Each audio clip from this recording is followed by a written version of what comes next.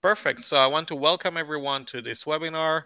The webinar today is about the ongoing situation and turmoil in Bangladesh. With me today is Michael Kugelman, who will be giving us a short brief about the situation and then answer questions provided to us by the crowd before this and during this webinar. So Michael, thank you so much for joining us. The floor is yours. Well, thank you very much, Oren. I appreciate you having me, and I'm glad that you're covering this very important story that's easy to overlook with so many other things happening around the world these days. So, yeah, I'll take some time to talk about the crisis as I see it, how it developed, and how it played out, and then I'll talk a bit about some of the implications as I see them, and then I'll welcome your questions. So first of all, I think it's useful to step back just for a moment. What is Bangladesh? Because again, I think that too many of us overlook this country, as important as it is. So Bangladesh is the world's eighth most populous country, first of all. It's a very large country. And like many of these large countries in South and Southeast Asia, demographically, it's very young. This is a country that has a median age of about 25. It is also a major growth story, a major economic growth story, thanks in great part to the success of Bangladesh's RMG sector, its ready-made garment sector. So its textile exports, its garment industry has been world-renowned, as I think you all know, and it has really made a major mark globally. And the U.S. and also the EU for quite some time have been top destinations for Bangladesh's garments and exports on the whole. So a lot of economic success to talk about in recent years. More recently, Bangladesh has actually become a very key player in global geopolitics. It's become what I've described as a battleground for great power competition, just because Bangladesh, like many other countries in South Asia and in the global South more broadly, aims to balance its relations with all the different powers. So Bangladesh for many years has had very good relations with India for sure, as well as China and Russia, along with the US and other countries in the West. And yet all of these countries have been trying to develop more influence in Bangladesh. So I'll get into this a bit later, but I think it is important to recognize the geopolitical import of Bangladesh as well.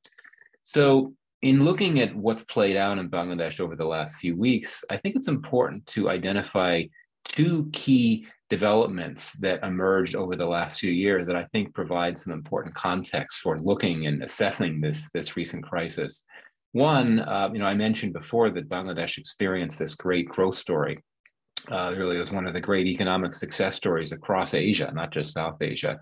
But what we've seen in more recent years is increasing economic stress. And this is really for several reasons. One is that I think that Bangladesh really gambled for many years on its growth story. Its growth story was rooted in this idea that we could make this one sector, the RMG sector, the thing that really defines and drives Bangladesh's economy. And so as a result, there's been this very heavy reliance on a sole export, which worked for a while, but it happened at the cost of the broader private sector, which has really failed to develop a broader set of growth sectors. So that's one reason why you started to see more economic vulnerabilities set in.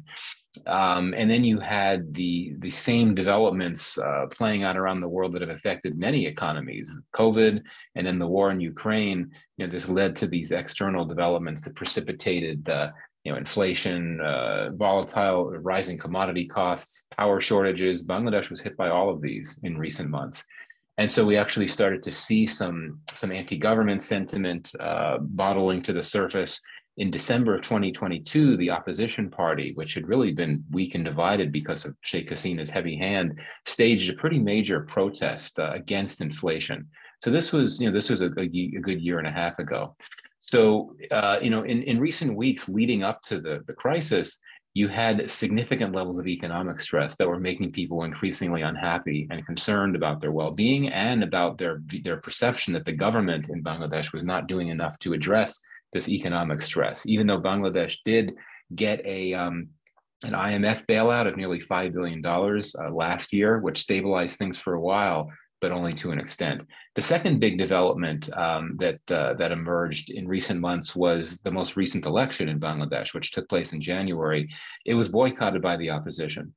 So, this has been a pattern over the 15 years, or was a pattern over the 15 years of Sheikh Hasina's rule, that you had elections that in all cases were either widely viewed as rigged or they were boycotted by the opposition. And so, this last election, there was no opposition, and this made a lot of people even more unhappy that yes, this was an election that Sheikh Hasina and her party won, but it wasn't a really credible election given that the opposition didn't participate. And I would argue that the economic stress coupled with that election, I think, led to the legitimacy of Sheikh Hasina becoming a bit more fragile, even though she continued until the day she was ousted, continued to count on a support base. Her party is, one of the biggest parties, has a major patronage system, and so on. So that's the backdrop. In terms of the crisis, I don't need to go into the basics. You know what happened. But essentially the main trigger was when you had a court decision to reinstitute some quotas,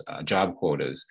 And the reason why this was controversial for many was that many people viewed these not as an effort to actually help people, get jobs that deserve them, but it was seen as purely political because, as you all know, most of these quotas that were being reinstituted were reserved for relatives of the liberation war fighters. And those liberation war fighters were basically Sheikh Hasina's party, the Awami League. So, critics of Sheikh Hasina and her party, others, they saw this as something that was meant to pad the Bangladesh civil service with partisans of Sheikh Hasina, because again, these are job quotas for the civil service.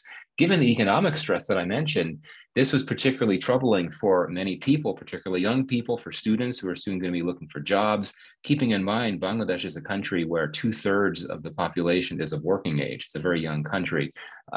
So, a lot of people were particularly concerned about what this could mean in a moment when unemployment was going up and a lot of anxieties about looking for jobs. The civil service has long been seen as a secure, stable place for employment in Bangladesh. Many people were very concerned that this essentially suggested that they were not a relative of a freedom fighter. Then you'd have large numbers of jobs that would not be available to them. So that's why this is so controversial, and this is why when you started having protests breaking out, peaceful protests against this reinstatement of these quotas, they were mostly young people. They were mostly students, because they would be the most directly impacted by this move, because they're the ones that are looking for jobs, that are going to be looking for jobs. So the protests were very peaceful. The first few days, the first few weeks, there were some negotiations between the government and some of the student leaders. It didn't really lead to anything. And then as the protests continued, you started to have retaliations from the government, which included Sheikh Hasina making a comment that the protesters viewed as extremely incendiary, when she didn't directly refer to them as traitors, but she essentially said that those protesting appeared to be like those that collaborated with the Pakistan army in the 71 war, and she used the word razakar, which is basically what that means. This was something that really got a lot of the protesters very angry.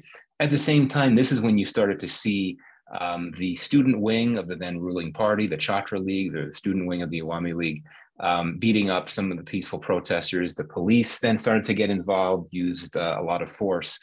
Paramilitary started getting involved to try to crack down. And so at this point, things turned violent. Protesters responded violently. You had a case in July when 3 police officers were lynched and beaten and bludgeoned in the most violent way. That sent the police, quite frankly, into a rage. So you had tremendous levels of anger on both sides, because many people wonder, how did these peaceful protests become so violent and so deadly so quickly?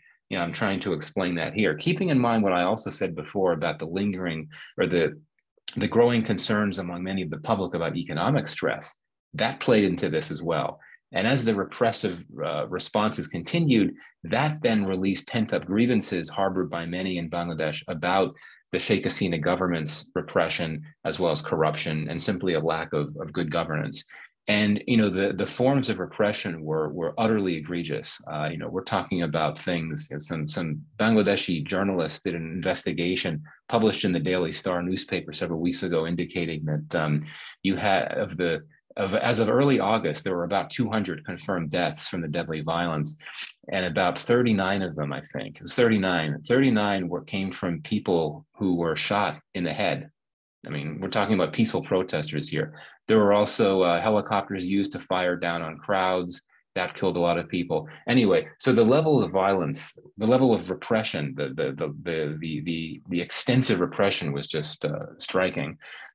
So things moved to a point where the protesters decided to move on the Capitol.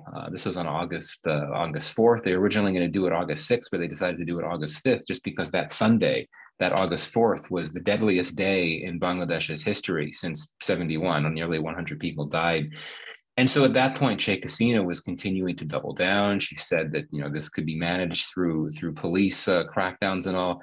But then the army made a critical decision on the evening of August 4th, where it basically declined to implement the lockdown, the clampdown, the curfew that Hasina had imposed. So basically, the army, which had supported Sheikh Hasina for her entire rule, and this is an army, as you know, I mean, has a legacy of ruling directly in Bangladesh, but had been quiet and loyal to Hasina. The army chief basically said, no, we're not going to implement this order. So she had lost the army's support. And then on that Monday, August 5th, as we had large numbers of angry students converging on the Capitol and moving toward her residence, her son, her son, who's based here in the DC area, he told her that she had to step down. It wasn't safe for her. So that's how. And now you all know that we have an interim government in place now, led by Nobel laureate Muhammad Yunus. Just very briefly, some thoughts about the impacts and the implications of the crisis, and then I could go back to you, Oren. I think that it is important to keep in mind that as deadly and serious and terrible and tragic as this crisis was, it was and has remained an internal crisis. I mean, there have not been spillover effects into other countries. India, for good reason, is very concerned about potential spillover effects for India, because of concerns about border security. We've seen since Sheikh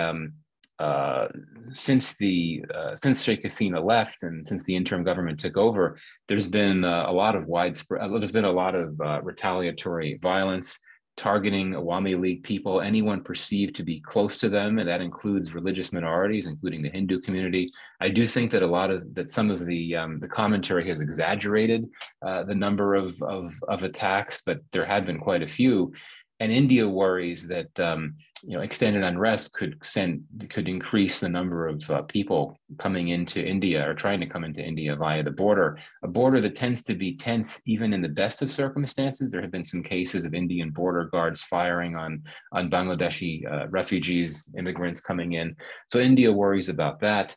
India also worries about if religious minorities are feeling imperiled, they start to come in. India would want to help them, but again, that would pose more of a concern for the issue of border security, just because of so many people coming over the border. We have seen a number of violent actors that have sought to exploit what's happened over in Bangladesh the last few weeks, and that includes religious extremists. And India has good reason, I think, to fear that some of these extremists, and we're not talking necessarily about terrorist groups here, but we're talking about hardline extremists, Islamist extremists that ideologically are opposed to India, and in some cases have ties to Pakistan. So this is why India, I think, is the main country that has concerns about possible spillover effects. One other note on this, on regional implications, I think that it's important to not forget about Bangladesh's other neighbor in this story, and that is Myanmar. Myanmar has had an intensifying conflict playing out over the last few years, especially over the last few months. When Sheikh Hasina was still in power, she had ordered a number of Bangladeshi border troops, to move away from the border to help with the crackdown. So the problem with that is that it meant that you had a very different looking troop posture along the border. And this is happening at a moment when we're starting to see growing spillover effects from that war in Myanmar.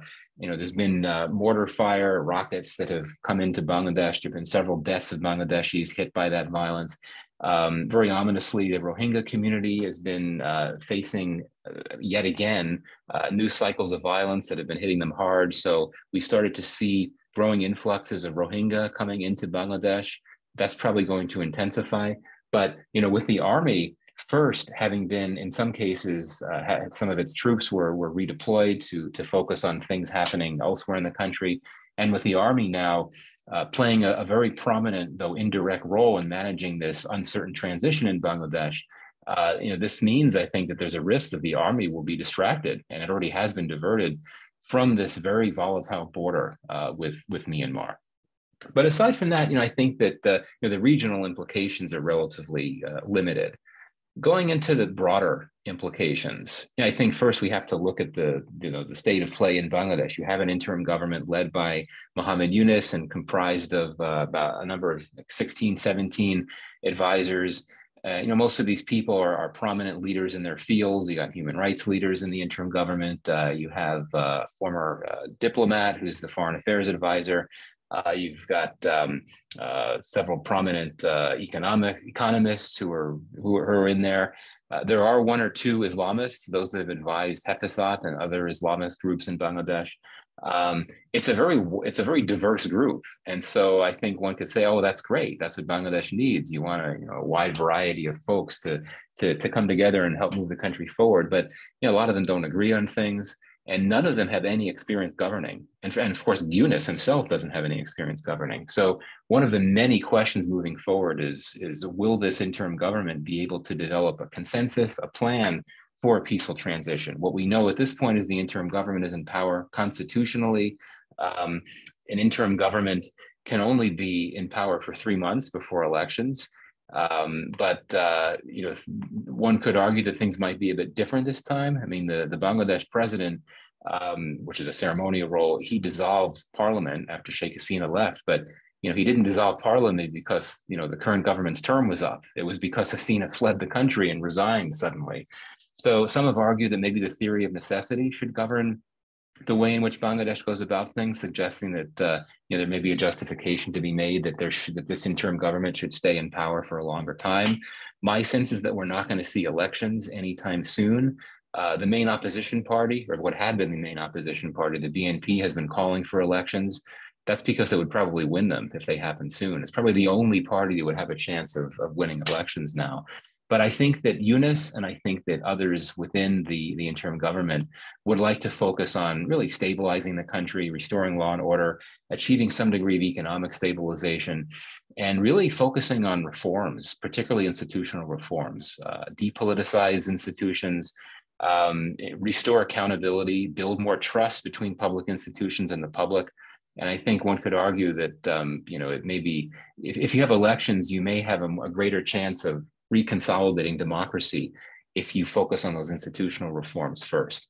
But in terms of broader implications for the region and for the world, I think that India certainly has the most to be concerned about because it had a very close relationship with Sheikh Hasina and the Awami League. I think India is, and I've been saying this on a number of occasions, for all we talk about the blow that India has suffered here, India's foreign policy tends to be quite pragmatic and flexible. And I think the New Delhi will conclude that it's going to need to figure out how to make it work with this new interim setup. Even though India worries about some of these actors, the BNP and some of the Islamists like Jamaat Islami that are linked to them, but India I think will conclude that it needs to make things work. And I think that just today there was a phone call between Dr. Yunus and Narendra Modi. I think that India is going to look to engage with the new people in charge. That includes Yunus. It certainly includes the army chief, who's going to be influential behind the scenes. Others in the interim government. India has a lot of interests in Bangladesh, whether you're talking about trade or border security, great power competition, a lot of interests that necessitate for India the need to have a workable relationship with Bangladesh. So I think we'll start to see efforts to build up something. China. I think China, like many countries, both regionally and more globally, have important commercial assets and relationships with Bangladesh. Bangladesh is a key Belt and Road state for the Chinese. You've got a lot of infrastructure investments. China will be nervous and be a bit reluctant to engage until it sees a better indication that you're seeing a restoration of stability.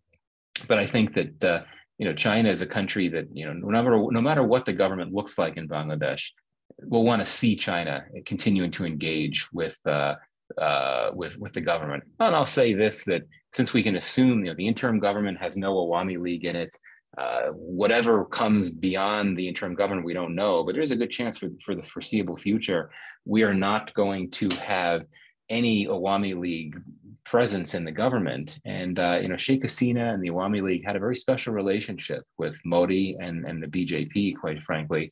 Though also worth noting that Sheikh Hasina had a very close relationship with India's Congress Party because of her father's very close friendship with Indira Gandhi. Anyway, for many years, Sheikh Hasina balanced ties with with China and with India, but there were things that she would not do with India. I think that she was careful not to take that relationship so far with India that it could arouse concern in India.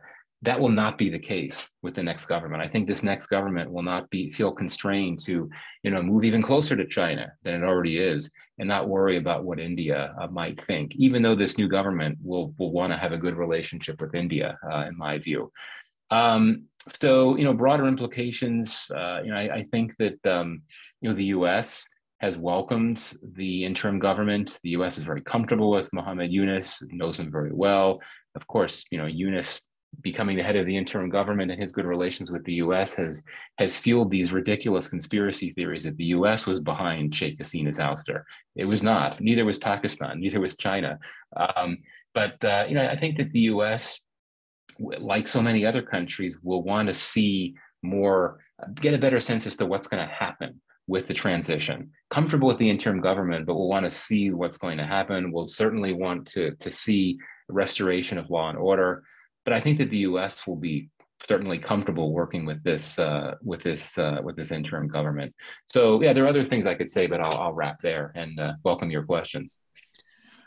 Perfect. This has been a very insightful intro to the topic, and it kind of leaves us with a lot of questions that I kind of had on the go as you were talking. So the way I will divide it is I'll start from the inner situation, meaning from the current situation within and the situation within Bangladesh and the institutions and the parties and actors involved within Bangladesh, then of the foreign external actors and their impact innerly on the situation in Bangladesh, and third, what you were discussing, the regional and the global, and Bangladesh being part of the para competition between China and India, maybe even China, US in a certain scenario, but also talking about the regional aspects, India and Pakistan and Myanmar, which you mentioned.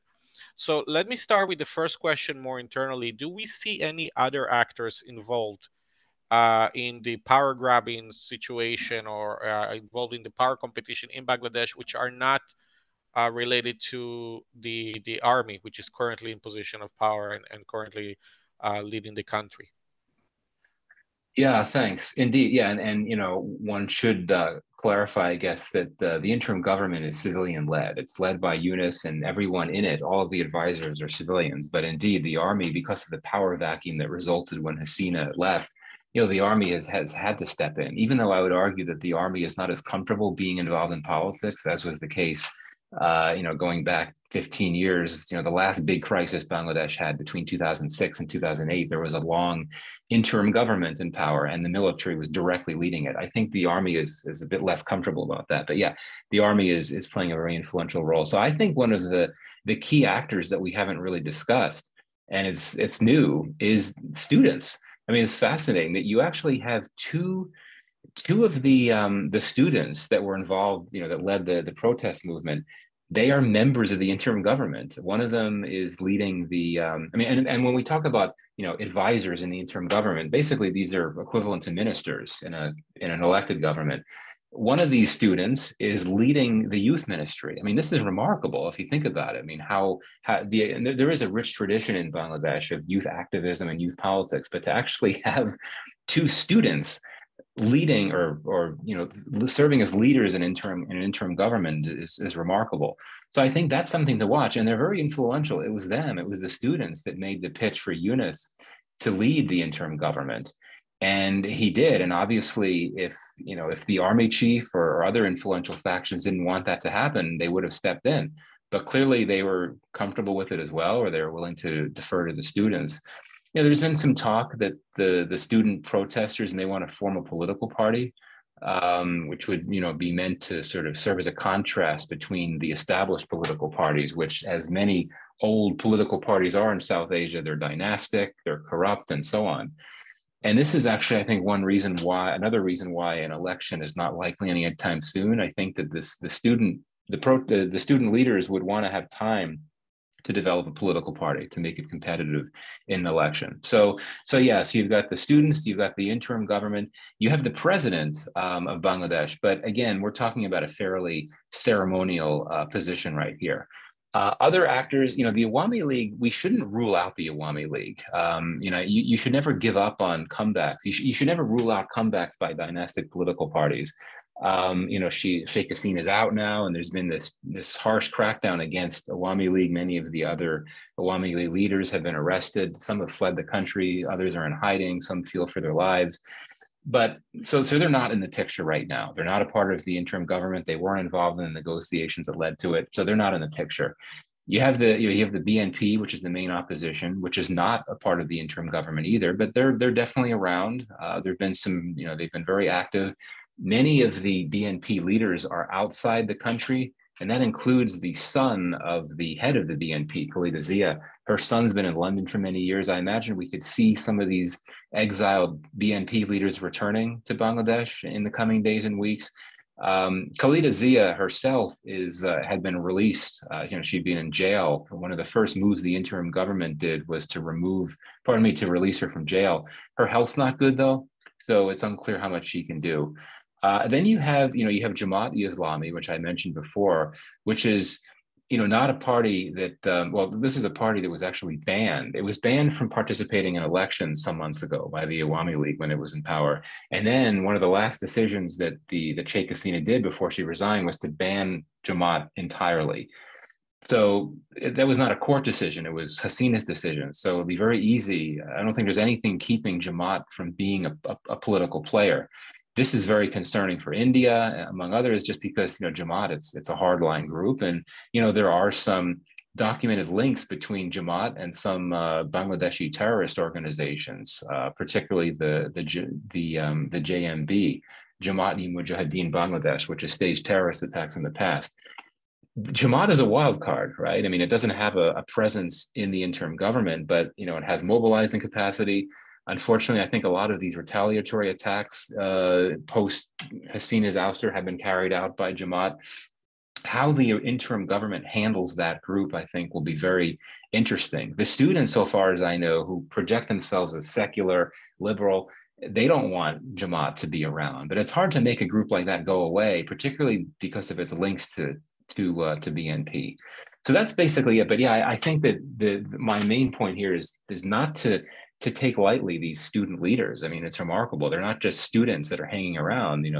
They're in the interim government, and not only do they have 2 slots as advisors, but you also have students that have been appointed as assistants to other advisors in the interim government. A question we got on the chat about the stability of the current government. How stable would you assess it to be?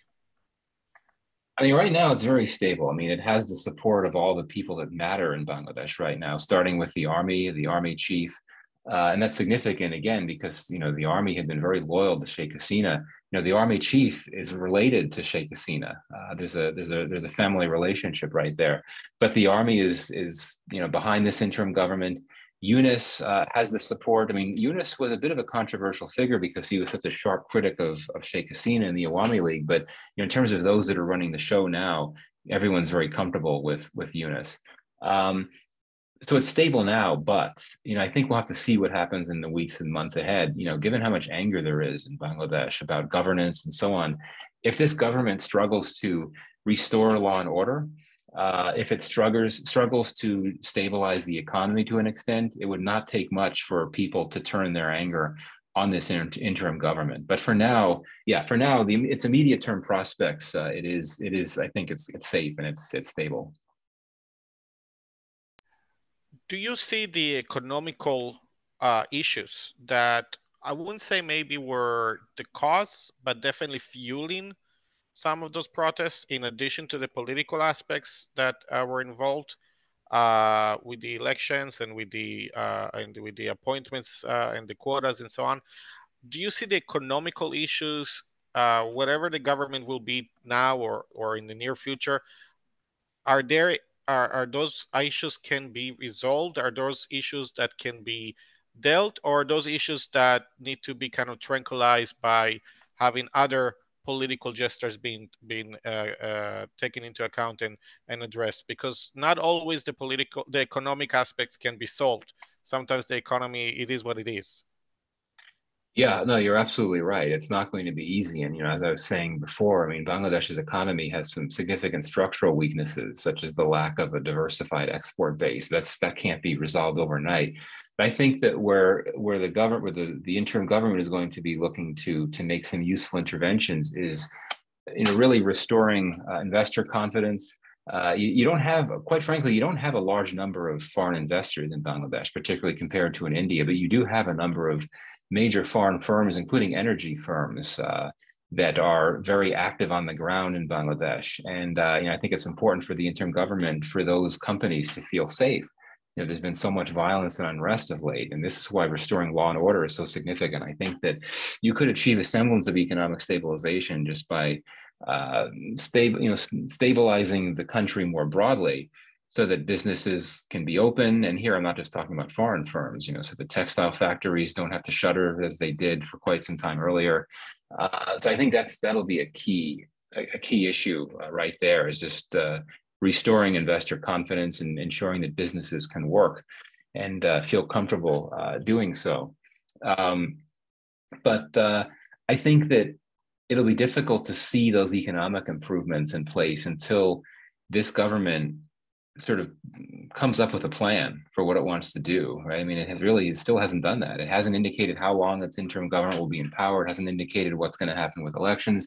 It hasn't indicated what its main objectives are, other than restoring law and order. I think that once we start to get a better sense as to where things are going, that I think could restore investor confidence as well. Another thing that this interim government wants to do, and I'd said this earlier, I think they really want to focus on institutional reforms, and that includes institutional reforms in the financial sector. I mean, and so many institutions in Bangladesh had been politicized, had been unfortunately prone to corruption, and again, that can't change overnight. But I do think that the new government wants to try to just restore some confidence in those institutions, including financial institutions. The state bank in Bangladesh, which is now being led by a very respected economist, Hassan Mansour. And I think just if the government is seen as genuinely moving to address these institutional deficiencies, particularly financial economic institutions, I think there's a view that will help with the economy as well. But yeah, it's going to be tough. It's going to be difficult for Bangladesh to really stabilize the economy more broadly. But the good news is that it seems that the donor community, not just talking about the U.S. and others, but multilaterals have responded favorably to the emergence of the interim government. So I think that Bangladesh will be able to continue to count on support from the likes of the IMF and the World Bank and others who have been pretty active in Bangladesh. And last question about that part of the Q&A, which is the inner one. When we're looking into the inner religious tensions that are taking place in Bangladesh. Later, I'll ask you about how those can maybe spill over. So we'll talk about the potential of that spilling over to India. But specifically in Bangladesh, when we're looking about the inner religious tensions, we have seen some videos, we have seen some news coming out about some of the stuff that's going on in terms of the violence towards religious minorities. Do you see that to be something that is going to escalate, or is it being hyped, or how do you see that situation? Yeah, I mean, it has been concerning. One of the major reasons to be worried about those threats to religious minorities is that you had a major security vacuum in Bangladesh. The police were basically nowhere to be found. The police, of course, had been on the forefront of the crackdown, so they were the subject of many of the retaliatory attacks. And I've seen horrific images of police beaten to death. And then, police went on strike soon after Hasina's ouster. They refused to work. But the interim government was successful. I'm not sure if there were formal negotiations or what, but this week the police did go back to work. And I think that, even if it's true that many people don't want to see the police on the streets, you need to have law enforcement on the streets if you want to restore law and order, and if you want to provide more safety to religious minorities. So I think that's a big step. I think it's also important that Yunus met with senior members of the Hindu community and possibly other religious minority communities this week. That, I think, sends a very strong message as well. So I think that things will calm down a bit, but again, it's those that are harder to control, the Islamists, Jamaat and those types. Those are the ones that that are very concerning, and I think that's where Dr. Yunus really has his work cut out for him. How does he ensure that those actors are not posing the types of threats that they are now and that they have in the past as well? But I would say that, yeah, I mean, you mentioned the word hype. What I would say is that there's been, unfortunately, some disinformation campaigns that have consist of videos being posted of depicting attacks on the Hindu community in particular. There's been commentary on social media about pogroms, even genocides against the Hindu community. This is not happening. My understanding, based on my own conversations with contacts on the ground, is that yes, religious minorities have been targeted. Individuals, businesses, religious facilities, homes, but not on the scale that is being suggested by some of these narratives coming out on social media. And really, my sense is that the motivation for these attacks is sort of revenge, retaliation. There's long been this perception, which I think is rooted in truth to a degree, that religious minority communities in Bangladesh, particularly the Hindu community, are very supportive of Sheikh Hasina and the Awami League. So I think that's what explains this. But yeah, I mean, we should not take this lightly. And I think that one of the many bad things about disinformation is that it risks distracting people from the bad things that are happening, right? So if there's all this disinformation that's exaggerating and blowing up that's basically overhyping, over exaggerating what's happening, the risk is it makes people forget about what the bad things that are happening, and there's terrible things happening. So, and there were some protests some days ago, some very large protests in Dhaka calling on Hindus and other religious minorities to be treated better. We're talking mainly about the Hindu community. The Ahmadi community as well has been facing major threats in Bangladesh. So, yeah, I think that this is, again, a major challenge for Dr. Yunus and the interim government. Let me kind of use that topic as a transition between this to the topic about external power interfering in Bangladesh internal politics. Is the current disinformation, is it an orchestrated campaign by an actor, or is it, would you say, and if so, who is the actor behind it and what are their goals? Or is it more of rumors kind of spinning, kind of spillover, or I would say spiral over into the how do you see this kind of a disinformation situation when it comes to the religious tensions that are going on within Bangladesh? Right. Yeah. And indeed, I think there's two different types of disinformation campaigns. One is the one focusing on the plight of the minority religious communities. The other campaign is focused on this idea that there was external hands in Hasina's ouster. The U.S., Pakistan, and China. Those are the ones that we heard most frequently. It's always hard to know where these things originate. Though I have noted that at least on social media, when it comes to the focus on the religious minorities, most of the handles are from India, and we have not heard any Indian officials. I mean, the Indian government has been very cautious about what it said. It's expressed concern about what's going on, but it hasn't used words like pogroms, genocide, anything like that.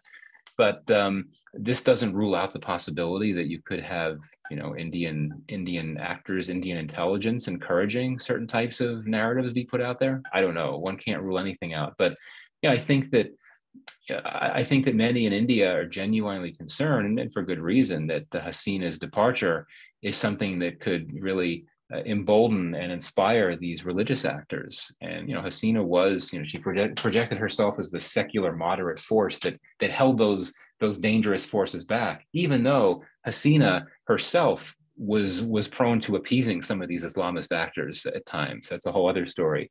But so I think that for many in India, they fear, just because they've long feared what could happen if Sheikh Hasina is removed, that it could open up these opportunities for these really dangerous actors. Maybe there's this assumption that, okay, well, it must be happening now, and there would then be a tendency to exaggerate what's actually happening. But yeah, there could be a planned, concerted disinformation campaign as well. I wouldn't rule that out.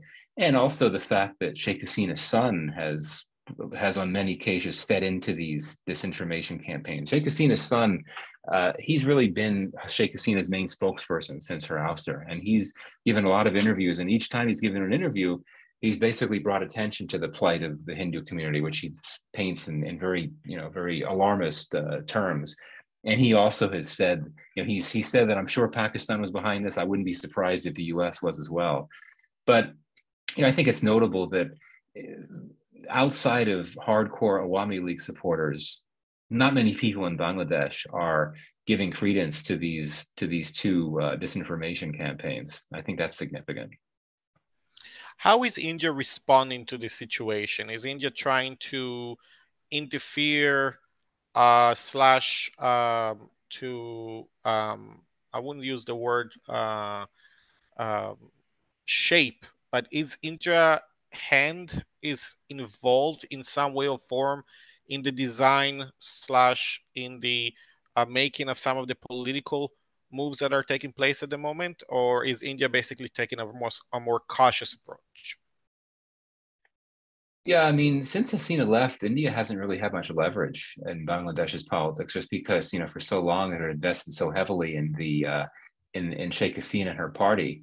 And this is not to say that it hasn't had engagements with other political actors, including BNP and the army chief and so on. But I think it's had in the these initial days since Hasina left, it's had relatively few opportunities to engage and be in a position to shape the new political realities. That said, I'm quite sure, even if I don't think we've seen anything public, but I wouldn't be surprised if senior Indian figures, including Modi himself, perhaps, had engaged with the Bangladesh army chief to convey their concerns and interests and what they would have liked to see in the interim government. And if you look at the composition of the interim government, I imagine India is not thrilled that Yunus is heading it, but I mean, there's no really hard feelings against Yunus. I mean, Modi talked to him today, and in terms of the interim government itself, it's interesting that the foreign policy advisor, who's a former senior diplomat, he was once posted in India. He was the deputy high commissioner in Calcutta. He has had some very critical views of India in recent months, but there is that connection there. So I think that's reassuring for the Indians as well. But just because given the stakes that India has in Bangladesh, I think that it is going to want to continue to engage with the new political actors in charge in Bangladesh to ensure that their interests and concerns continue to be addressed. In the immediate term, that certainly, above all else, is the law and order situation. There are concerns about the Bangladeshi Hindu community, and also border security. I think that a lot of conversations that Indian officials are having with counterparts in Bangladesh are about border security, because that really is an immediate concern for them now. With the exception of India, do we see any involvement or any attempt to be involved of Pakistan in Bangladeshi politics at the current situation? Yeah, that's a good question. There was, speaking of disinformation, there was this big viral tweet, I think, that went out within a few days after Hasina was gone, that there was a new military partnership being signed between the Bangladeshis and the Pakistanis. It wasn't true at all. Quite frankly, the last thing on the mind of the interim government soon after it takes over is what it wants to do with Pakistan.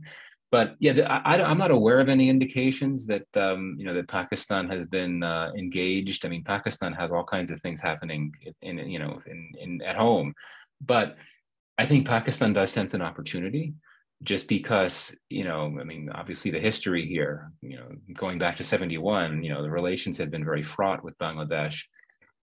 Pakistan's refusal to apologize for its role in 71 has been a major constraint for growing out relations with Bangladesh. But I think that might be less so with a non-Awami League government in power. We do know the links between certain elements of BNP, Jamaat, obviously have ties to Pakistan. So I think that Pakistan could have some opportunities here, but I'm not aware of Islamabad actually engaging with the new leadership in Pakistan, in Bangladesh. So I would think that it's probably just a matter of time before you see some form of outreach. I mean, I think that there were some congratulatory messages from the Pakistani government to Yunus and the interim government. So I think that Pakistan may be one of the biggest beneficiaries, one of the most advantaged in the region of these major changes, just because, sort of from a zero-sum framework, India was the biggest loser, so Pakistan is the bigger winner. It's more nuanced than that. But I think that, Pakistan will have an opening to engage more with this government that it really hasn't had those types of opportunities since the BNP was last in power 15 years ago, or more than 15 years ago. With the exception of what we just spoke about, Pakistan and obviously India, do you see any other actor, regional/global, that might see this as an opportunity to get their hand into the decision-making process in Bangladesh, thinking maybe a little bit about China here? Yeah, I mean, I think that China does meddle. It doesn't, it doesn't meddle in domestic politics in South Asia as much as some might think it does. And that's because generally speaking, there's broad multi-partisan support among different political parties across the countries of South Asia for a good relationship with China. India, of course, being an exception, but that's another story. There have been some exceptions. There's a lot of evidence that China actually meddled in Nepal's politics some months ago to try to unite different leftist parties that it supported for ideological reasons. But I don't think it's had to meddle. And in terms of Bangladesh, go back to what I said before. Bangladesh has to be very careful. It can be very risk averse when it comes to political volatility. I mean, China does invest, it does deploy capital to some pretty volatile parts of the world, including Pakistan. But there, it's been getting nervous too. But I think in this case, it's really just going to hold back. I'm sure there have been conversations. I'm sure that its ambassador there has engaged with the new, well, I don't know. I mean, I wouldn't be surprised if there will soon be some engagement between the Chinese ambassador and Yunus and perhaps the army chief. The army chief's not a new figure. But I think that China is going to be very cautious. It's going to want to wait and have a better sense of the security situation before it really reaches out. But I have no reason to think that China has sought to impose certain outcomes on the new political reality. That wouldn't be its style in South Asia, with some exceptions. And I think just it wants to be careful about what it does, with the moment still quite volatile.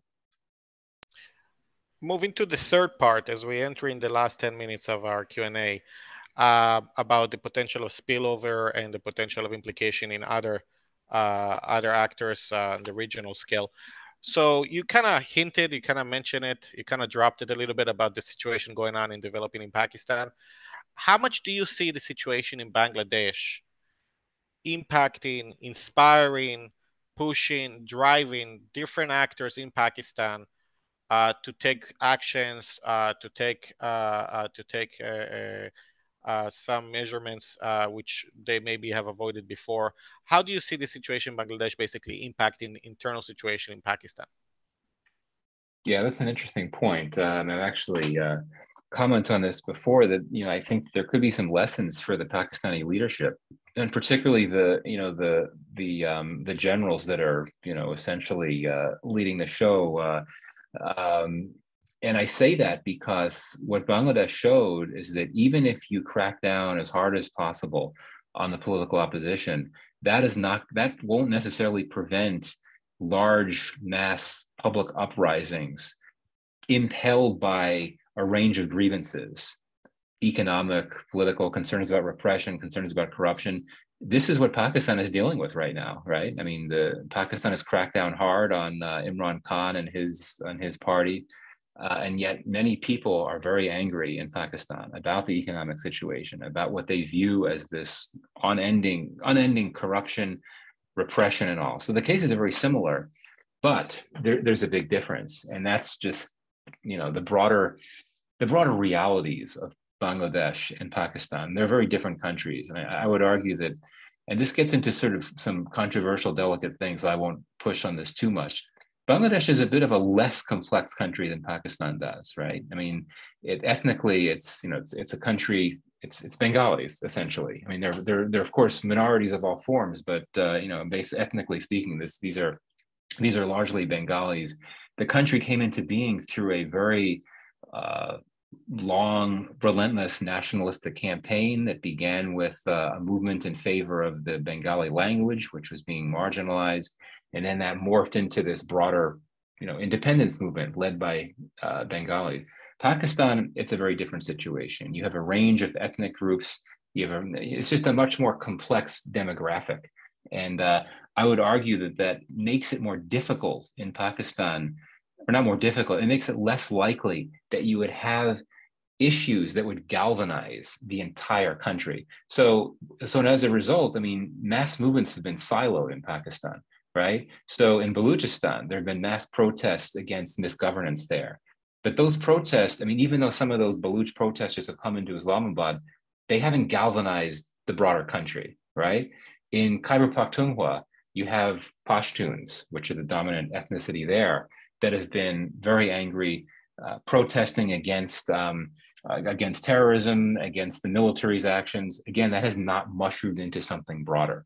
You haven't had that. You did have a mass movement for change in 2007 and 2008 that led to the end of military rule in Pakistan. Some people describe that as Pakistan's Arab Spring, but in fact, it was mainly led by lawyers, journalists, sort of upper class type folks, mainly in cities. So my point is that the idea of some type of mass public uprising toppling the government in Pakistan, it just seems less likely than it would be in Bangladesh. Not to mention, another huge difference is that the Pakistani military is so much more dominant and active than Bangladesh's is. And Bangladesh's army was very uncomfortable about enforcing Sheikh Hasina's crackdown orders, whereas in Pakistan, it's the army that makes the decision to start with about those crackdowns, and it's very happy to carry those out. And I fear that there could be, if you had a really large mass movement, the army might be willing to continue to crack down in ways that you didn't see in the Bangladesh case. So sorry, it was a long answer, but short point is that, yeah, I mean, I think that there could be some lessons here for how, cracking down on the opposition doesn't mean that you're not going to face political challenges, but you have such different cases in each country that I think it's unlikely that Pakistan would see the type of thing happening there that you saw in Bangladesh. Two more questions before we're done. What is the likelihood of the inner religious violence in Bangladesh creating a situation in which it will lead to an escalation in India, in which we're going to see some retaliation or some sort of protest that could escalate and so on? Do you see this kind of a scenario potentially happening based on what we have seen in Bangladesh so far? Yeah, it's a good question. I hope that it doesn't lead to something like that. I think this is where it's important to get a handle on the disinformation campaigns, to make sure that people are not being given a wrong picture that makes people overly alarmist and prone to retaliate or respond in certain ways. I think that the challenge, and we had talked about this at the start, is what the impacts could be for India if you have large numbers of religious minorities crossing the border.